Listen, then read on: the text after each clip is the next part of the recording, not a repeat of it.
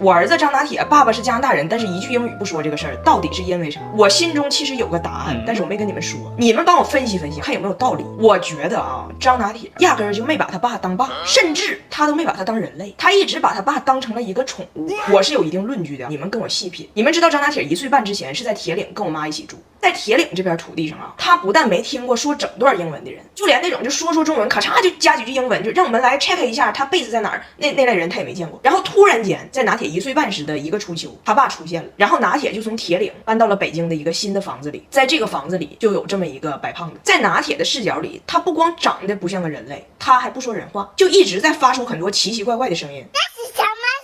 而在此之前呢，还有一个非常重要的信息，就是拿铁1岁半之前在铁岭的时候，我妈养了一条狗叫玲玲。玲玲的特点是白毛，很胖，爱叫，喜玩耍。然后拿铁刚认识他爸的时候吧，不管他爸叫爸，叫名。有一次骑着大胖喜脖子下楼玩，拿铁就看着旁边有俩小孩遛着狗疯跑，拿铁就拍了他爸一下头说：“快跑 ，Jimmy！” 那个时候呢，我还没有产生这个联想。但后来有一次，大胖媳妇带着拿铁到楼下小广场玩，一群孩子都带着他们的爱宠围在一起。拿铁突然回头看了他爸一眼，说 ：“Jimmy，握手，握手。”他爸也没懂啊，乐呵就握手了，以为父子关系在逐渐亲近呢。结果拿铁说 ：“Jimmy，坐。”大胖媳妇说：“啊，谢谢拿铁，爸爸在坐着呢。”我当时后背一身冷汗呢，我想说，该不会这孩子要的坐是用后腿那种的吧？用后腿那种的吧？哎，你们品是不是很有可能？当时拿铁心中的爸爸是一只前腿握手、后腿坐的爱宠。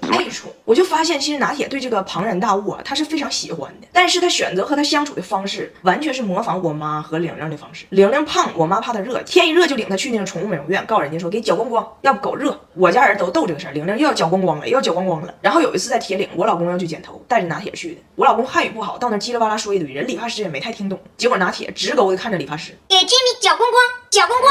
我的这个观察和猜测啊，做一个秘密被我尘封了。我觉得大胖媳妇如果知道自己老带着儿子下楼玩，其实是被儿子溜，心里可能挺难受。但也就1个月吧，拿铁跟他爸熟了以后，就不让他爸表演握手了，明白了那是爸，但是依然坚决拒绝用英语沟通。我跟大胖媳妇说，你如果想打破这个文化壁垒，那只有你把汉语学好，没别的招了。我说你曾经因为不说汉语付出了很惨痛的代价，等你老了我再慢慢跟你说，你都先过去。你可以用我们的语文。这套书是新华出版社和猿辅导联合出版的，跟着新华社的文章感受一下人家怎么用的汉语。听说现在还行，你跟着写作的书学学写，咋找灵感，咋动笔，咋用词儿。阅读书也把每周要读什么给规划好了。所谓嘴笨手笨都是脑子里储备量不够，听不懂的直接老师给你讲。但是我发现吧，大胖姐确实是在学汉语，但是他复习知识点的方式非常另辟蹊径。比如他老接着诈骗骚扰电话，但是他就是不挂。人家说先生，您在我们的平台上获得了多少多少的提现额度，您如果下载什么什么什么，您就可以什么什么什么，从而享受3年内免利息、减免部分贷款等政策。他就搁那哇啦哇啦说一堆，给骗子都唠疯了，诈骗犯都不适应了。这个用户不会是要给账号信息了吧？结果他这边呢，就跟咱们小时候练英语听力似的，他就逮着一个词儿听懂了。哎，我听懂了那关联词从而，你给我打电话，从而骗我钱，从而我报警，从而把你抓去。昨儿这丫头问我说：“妈，咱们趁夏天还没有过去，要不要谈拿铁那个大脑壳？”然后我问她为啥呢？她说：“因为今天我的汉语老师教我一个词儿。”天热扎铁。我女儿虽然颜值不错，但是性格略显骁勇。作为一个东北丫头，最爱吃这个捡蛹子、啃猪蹄子，画面之野性吓跑了多少个倾慕她的幼儿园男子。但是呢，这个东北姑娘由于流浪雾都多年，忘了怎么用筷子了。她吃这玩意儿还非得用刀叉。还有她的衣品，不傻子，玩的就是一个普天同庆，就是撞色，还特别喜欢模仿她姥拍景点照，就是去寻找一种赫本农家乐的感觉。这么骁勇的孩子最近上学了，因为他说的铁岭汉语，人家别的小孩没听懂，emo 了，现在对自己缺乏自信，社恐了。我说闺女啊，这都不是事儿啊。当别人认为你的口音偏远，听不懂你说话的时候，唯一一个解决方式就是把他们全带跑偏。因为我们东北人其实一直不是改不掉口音，我们只是觉得自己没有口音。妈对你现在已经相当满意了，你是要智商有智商，要情商有情商，而且现在回国了，营养也跟上了，还有妈给你准备的爱塔美露原奶，超高 DHA 含量，我当时就是看中了爱塔美这个含量贼拉高，还有这个共生元组合，让你自护力更强，将来和你爸一样做个蹦床苗子。听着没，姑娘，自信很重要，到时候你就歘出你那帮小同学，在气质和智商这个领域，咱就是一个。那你我吧，录抖音1年多了，从来没蹭过任何娱乐圈的热点。倒不是我有多高尚，我主要是不咋看娱乐新闻，分不清谁是谁。我比较喜欢看相扑。但是我今天啊，确实想唠着。首先啊，昨天能有10来个我在海外认识的留学生朋友问我，到底是咋回事？我哪知道是咋回事啊？他也没找我。再说你们认为我是有多火呀？我要是真知道咋回事，我朋友圈里还能有你吗？你要想再找我，你都得先告我，要不我能搭理你吗？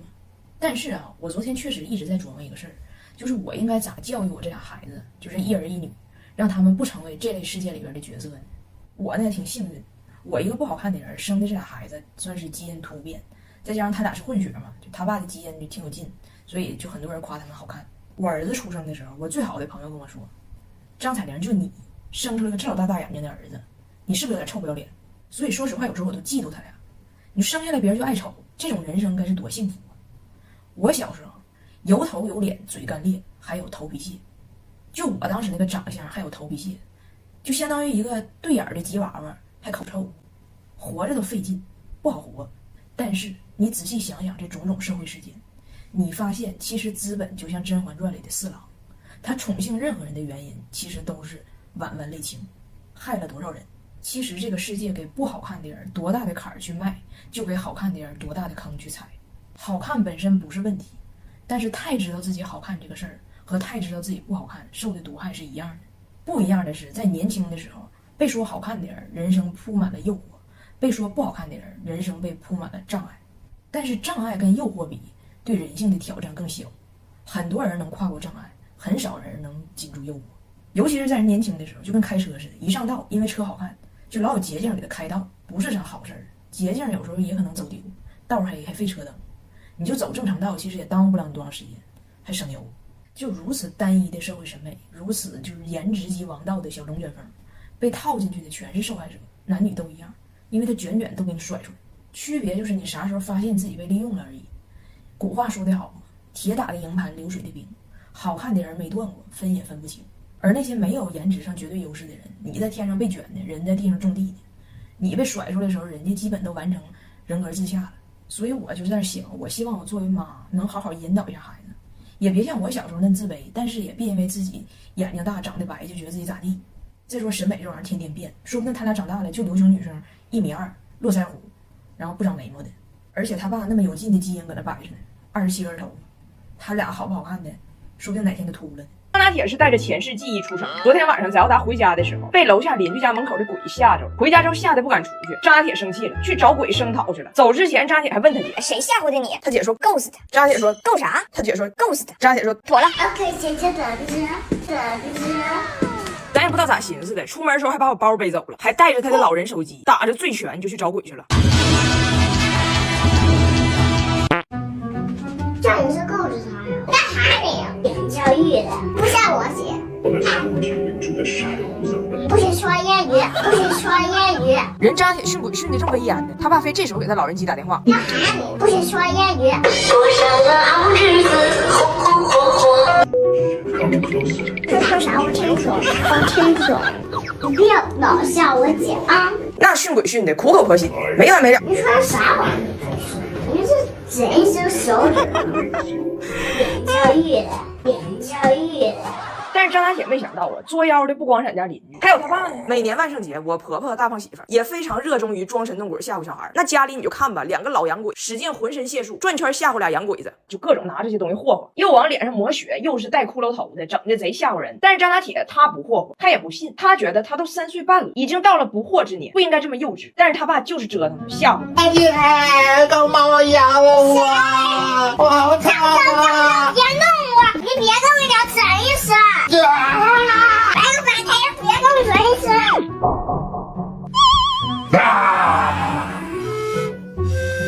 你搁这干啥呢？我要拉对套。